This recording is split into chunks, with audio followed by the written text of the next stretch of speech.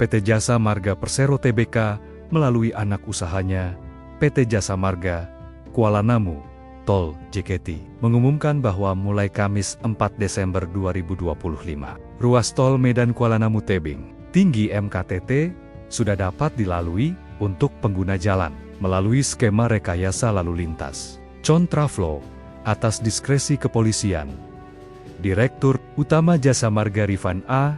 Purwantono mengatakan keputusan pemberlakuan rekayasa skema kontraflow diambil setelah serangkaian pemeriksaan teknis dan uji lapangan yang menyatakan aspek struktur serta keselamatan jalan memenuhi standar minimal untuk dilintasi. Persiapan teknis untuk membuka jalur sementara telah dilaksanakan sejak 1 Desember, meliputi perkerasan tambahan dan pemadatan median di kilometer 41+825 yang difungsikan sebagai jalur alternatif sementara. Rekayasa kontraflow akan diberlakukan secara dinamis sesuai kondisi lapangan dan dapat disesuaikan kapanpun atas pertimbangan keselamatan oleh tim operasi dan pihak kepolisian sampai penanganan permanen pada jalur arah Medan tuntas dan dinyatakan aman untuk dibuka kembali.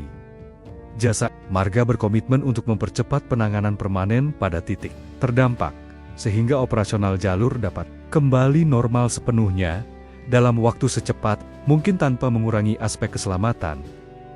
Jasa Marga mengimbau pengguna jalan untuk meningkatkan kewaspadaan saat melintas di titik kontraflow, mematuhi batas kecepatan, tidak mendahului kendaraan lain selama berada di lajur kontraflow, serta mengikuti seluruh arahan petugas dan rambu sementara yang terpasang. Pak, BNPB sudah mengajukan anggaran Pak. Kami masih tunggu. Oh, belum. Tapi mereka udah punya uang di anggaran mereka ada 500 miliar lebih, mungkin belum habis. Tapi kita sediakan nanti kalau diperlukan lebih banyak dari itu.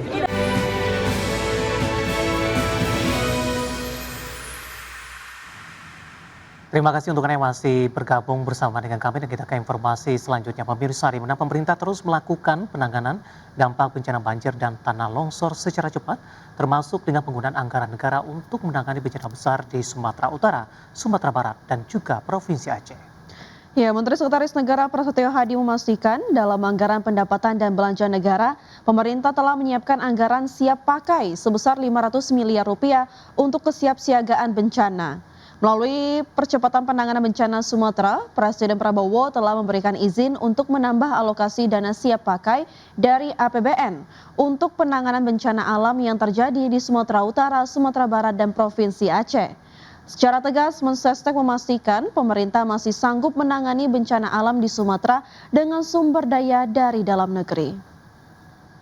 Dalam APBN itu ada yang namanya dana siap pakai yang memang diperuntukkan untuk kesiapsiagaan bencanaan, tetapi Bapak Presiden sudah memberikan instruksi secara langsung apabila dana siap pakai secara jumlah nominal itu perlu dilakukan penambahan, maka akan dilakukan penambahan. Dan ini juga termasuk berlaku kepada beberapa KL terkait, contoh misalnya TNI maupun kepolisian yang kita semua melihat bahwa TNI maupun Polri salah satu garda terdepan di dalam proses penanganan bencana dan tentunya itu membutuhkan sumber daya. Sementara itu pemirsa, Menteri Keuangan Purbayudi Sadewa menyatakan bahwa pemerintah telah menyiapkan alokasi dana tambahan apabila Badan Nasional Penanggulangan Bencana atau BNPB membutuhkan dukungan anggaran lebih besar dalam penanganan bencana di Sumatera. Purbaya menyebutkan anggaran BNPB saat ini berada di kisaran 500 miliar rupiah dan diperkirakan belum seluruhnya digunakan. Menkyu Purbaya memastikan APBN siap menambah alokasi dana penanganan bencana Sumatera demi memastikan ketersediaan anggaran tercukupi. Meski demikian, Purbaya menegaskan komitmennya untuk menambah anggaran jika situasi darurat membutuhkan respon lebih cepat dan lebih besar. Dirinya menjelaskan bahwa tambahan dana tersebut akan bersumber dari cadangan bencana yang selama ini dikelola BNPB. Perbankan. Pak, BNPB sudah mengajukan anggaran belum? Anggaran Pak. Kami masih tunggu.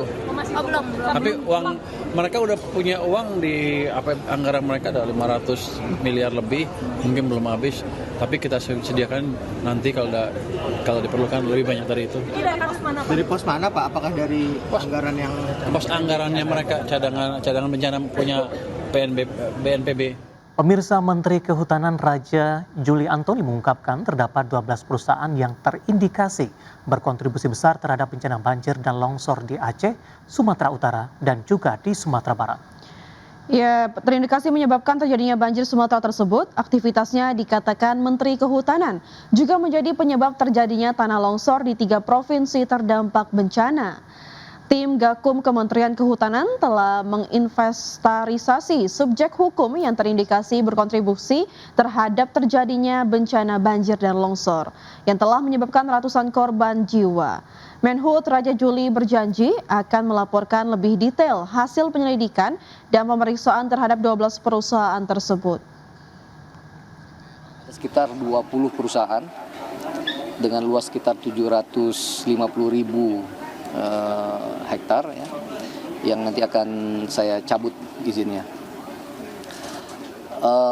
Selain dari itu, tadi saya sudah sampaikan juga khusus untuk yang tadi 750.000 itu se-Indonesia, termasuk di 3 provinsi terdampak banjir. Berikutnya kami sudah mengidentifikasi ada 12 subjek hukum perusahaan yang terindikasi, ya, sekali lagi terindikasi berkontribusi terhadap banjir. Dan oleh karena itu dari kemarin Gakum kami sudah berada di lokasi dan saya kira dalam 1-2 hari ke depan sudah ada penegakan hukum ya. Dan berikutnya Vina, kita akan coba update posisi indeks harga saham gabungan 30 menit pasca pembukaan, di mana penguatan terus berlanjut. Posisi saat ini di 8.670.980, menguat di 0,36%. Lagi-lagi hari ini mencatatkan rekor intraday tertinggi, hampir mendekati ke 8.700-an, tepatnya di 8.689.099. Ya, dari top gainers pemirsa ada Koin, CBD, ASI, MTEK, dan juga BWP. Sementara 5 top losers pemirsa ada Bumi, Humi, BSBK, FPNI, dan juga ada CBRE. Ya. Dari pergerakan sektoral pemirsa ada transportasi memimpin penguatan di 2,39%, disusul oleh industri di 1,97%. Sementara sektor kesehatan melemah di 0,97%.